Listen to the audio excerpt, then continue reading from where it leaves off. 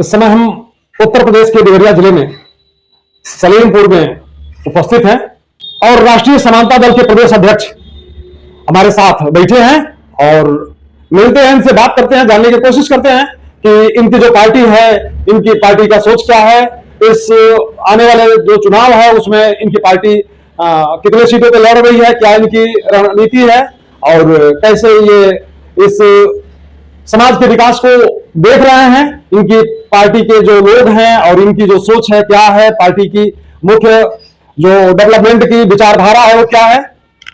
Sir, आपका नाम? मैं संजय दीप कुशवाहा, प्रदेश अध्यक्ष राष्ट्रीय समानता दल उत्तर प्रदेश। आप जैसा कि मैंने अभी दर्शकों से बताया, उस क्षेत्र में आपकी जो सोच है, जो पार्टी की मंशा है, आगे जो आने वाला जो चुनाव है उसमें कैसे लड़ना है, क्या रणनीति तय की गई है और जो वर्तमान सरकार है उसकी सोच क्या है, किस स्तर से काम कर रही है, इसके डेवलपमेंट को आम पब्लिक कैसे देख रही है, आप लोग कैसे देख रहे हैं इस पर? देखिए, राष्ट्रीय समानता दल सामाजिक न्याय, सामाजिक परिवर्तन और व्यवस्था परिवर्तन की लड़ाई को लड़ता है। राष्ट्रीय समानता दल का मानना है कि इस देश में एक ही लड़ाई है, वह लड़ाई है इस देश की सत्ता में, इस देश की व्यवस्था में, इस देश की संपदा में सबको समान भागीदारी मिले। आज सत्ता में केंद्र की सत्ता हो या प्रदेश की सत्ता हो, में बैठी हुई सरकार यथा स्थितिवादी विचारधारा की पोषक है। वह इस देश में आज से जो सैकड़ों साल पहले मनु संविधान था, उस तरीके की व्यवस्था को कायम रखना चाहते हैं और हम इस देश में सामाजिक परिवर्तन चाहते हैं, व्यवस्था में परिवर्तन चाहते हैं।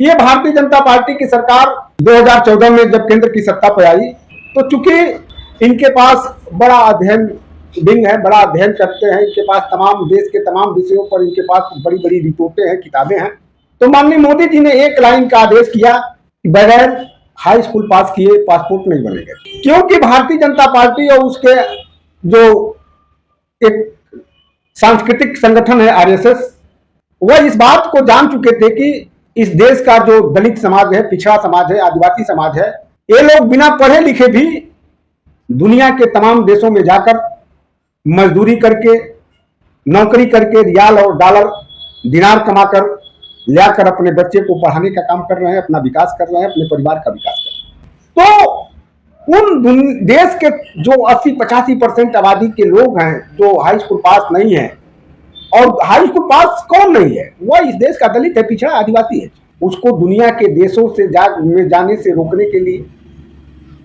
एक लाइन का कानून इन लोगों ने लाया कि बगैर हाई स्कूल पास किए पासपोर्ट नहीं बनेगा। 2011 की जनगणना का रिपोर्ट है कि इस देश में मात्र 14% लोग ही हाई स्कूल पास।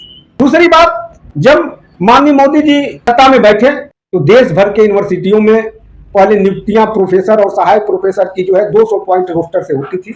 जब ये सत्ता में बैठे थे इन्होंने कहा कि नहीं, 200 पॉइंट रोस्टर मतलब पूरे यूनिवर्सिटी को इकाई मानकर और वैकेंसी निकाली जाती थी। तो जब एक यूनिवर्सिटी में 100-150 पद इकट्ठे निकलते थे तो जो उस पर आरक्षण का फार्मूला है वो लागू होता था। तो दलित, पिछड़े, आदिवासी जो आरक्षित वर्ग के अभ्यर्थी हैं उनको प्रोफेसर और असिस्टेंट प्रोफेसर बनने से रोकने के लिए भारतीय जनता पार्टी की सरकार ने 13 पॉइंट रोस्टर लागू किया और पूरे देश के यूनिवर्सिटियों में प्रोफेसर और सहायक प्रोफेसरों की भर्ती कर दी। 13 पॉइंट रोस्टर का मतलब ये हुआ कि विषयवार नियुक्तियां निकलेंगी। विषयवार नियुक्तियां जब निकलती है तो किसी विषय में 1 पद खाली है, 2 पद खाली है, तो 1, 2, 3 पदों पर आरक्षण का फार्मूला लागू नहीं।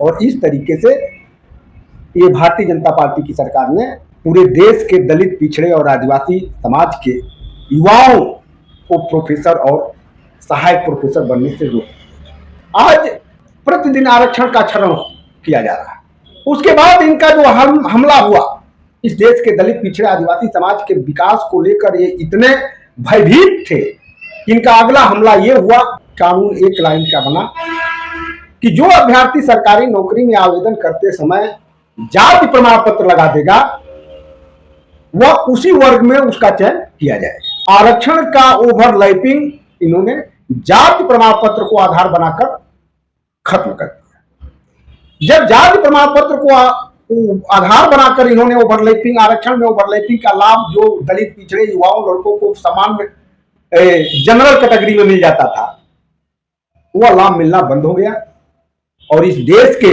लाखों लाख दलित, पिछड़े, आदिवासी समाज के युवाओं को नौकरी से इन लोगों ने वंचित कर दिया।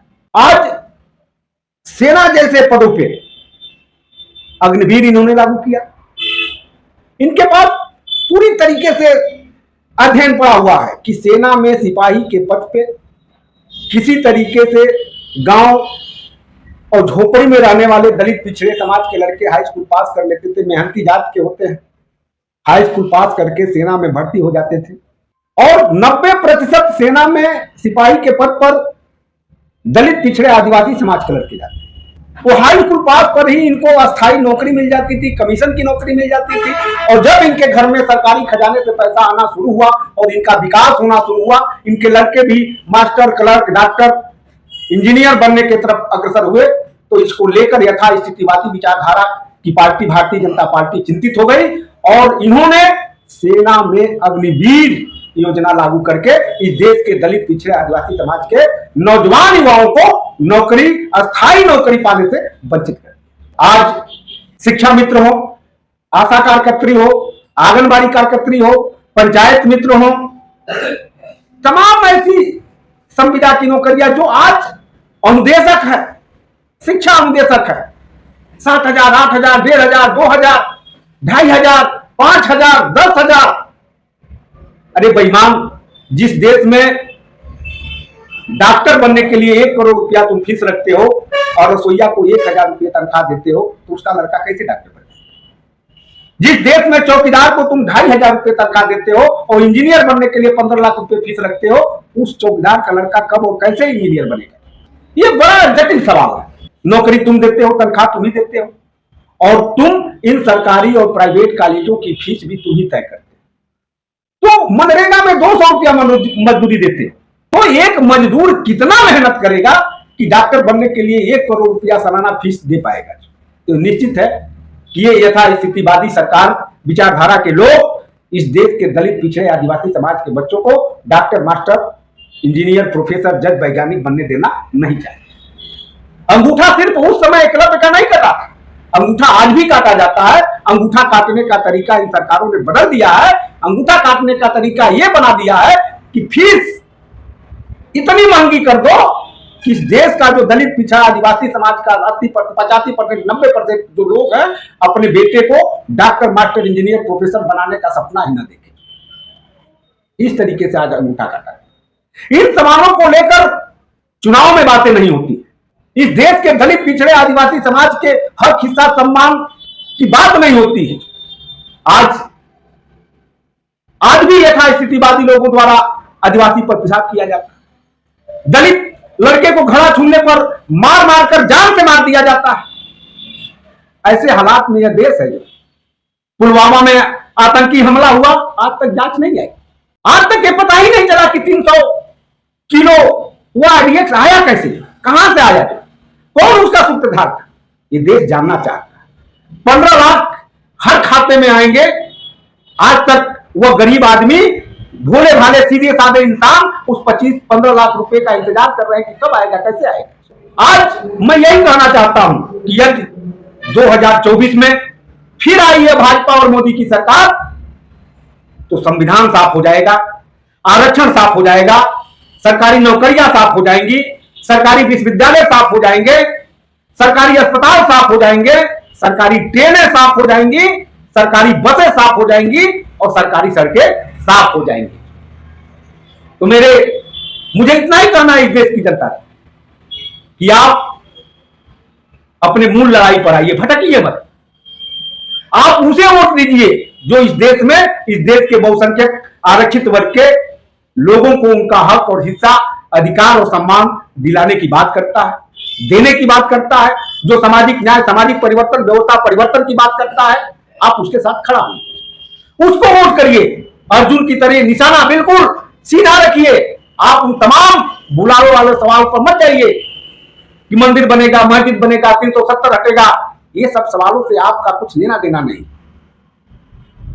मैं इतना ही कहूंगा कि आप सामाजिक न्याय की बात करने वाले लोगों की सत्ता स्थापित करें और जब तक इस देश में संपूर्ण शिक्षा मुफ्त नहीं होगा तब तक इस देश के दलित, पिछड़े, आदिवासी, वनवासी समाज के लड़के डॉक्टर, इंजीनियर, प्रोफेसर, जज, वैज्ञानिक नहीं बन पाएंगे।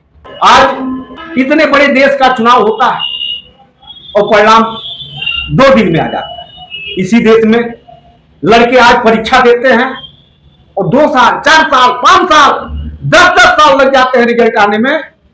तो मैं राष्ट्रीय समानता दल इस बात की पैरवी करता है कि कानून बनना चाहिए कि आज परीक्षा हो, 2 महीने में रिजल्ट आ जाए। इस तरीके का कानून बनना चाहिए। जब तुम इतने बड़े देश का चुनाव कराकर 1 दिन में परिणाम ला देते हो तो तुम 1000-2000 की वैकेंसियां निकलती हैं और उसका परिणाम क्यों नहीं ला पा रहे हो? इसका मतलब कि सरकार की मंशा नहीं है। आप सोचिए कि जब कोई विधायक और सांसद, कोई भी जनप्रतिनिधि किसी कारणवश उसकी मृत्यु हो जाती है, कोई दुर्घटना हो जाता है, उसका पद खाली हो जाता है, तो वहां कानून बना हुआ है कि 6 महीने के अंदर वहां चुनाव हो जाएगा। इस देश में लाखों पद 10-10 साल, 20-20 साल से खाली है और इस देश में कोई कानून नहीं बना है कि उन पदों पर 6 महीने के अंदर नियुक्ति हो जाए। हम इस बात की पैरवी करते हैं, राष्ट्रीय समानता दल इस बात की पैरवी करता है कि सदन में इस बात का कानून बनना चाहिए कि यदि कोई पद, सरकारी नौकरी का कोई पद खाली होता है तो उस खाली पद पे भी 6 महीने के अंदर नियुक्ति हो जानी चाहिए कि जनता के काम में कोई रुकावट ना आए, बेरोजगार नौजवानों को रोजगार मिल जाए। जो है जब पद खाली होता है तो जनता का काम प्रभावित होता है, देश का विकास रुकता है। इन तमाम सवालों को लेकर हम 2024 के इस लोकसभा चुनाव में राष्ट्रीय समानता दल उत्तर प्रदेश में 25 सीटों पर चुनाव लड़ेगा और बाकी सीटों पर सामाजिक न्याय और सामाजिक परिवर्तन, व्यवस्था परिवर्तन की विचारधारा पर काम करने वाले दलों को अपना समर्थन देगा, उनका सहयोग करेगा। और आज मैं चूंकि देवरिया जिले के सलेमपुर में हूं तो मैं बड़ी मजबूती के साथ इस बात की घोषणा करता हूं कि सलेमपुर लोकसभा से राष्ट्रीय समानता दल लोकसभा का चुनाव लड़ेगा। इस लोकसभा में 18 लाख वोटर हैं, इसमें मात्र 3 लाख वोटर समान फॉरवर्ड माइंडेड लोगों का है, बाकी 15 लाख वोटर इस देश के दलित जो सामाजिक परिवर्तन में विश्वास रखते हैं, व्यवस्था परिवर्तन में विश्वास रखते हैं, सामाजिक न्याय की लड़ाई में विश्वास रखते हैं, उनकी संख्या 15 लाख है। हम उन 15 लाख वोटरों से ही अपील करेंगे जो यथास्थितिवादी विचारधारा के लोग हैं। हम उनसे अपील नहीं करेंगे कि आप हमें वोट दीजिए, हम उन 15 लाख वोटरों से अपील करेंगे कि आप इस देश में सामाजिक न्याय की सरकार स्थापित करने के लिए राष्ट्रीय समानता दल को वोट करें। इसी के साथ मैं अपनी बात समाप्त करता हूं। आप सभी लोगों को नमो बुद्धाय और जय भीम करता हूं।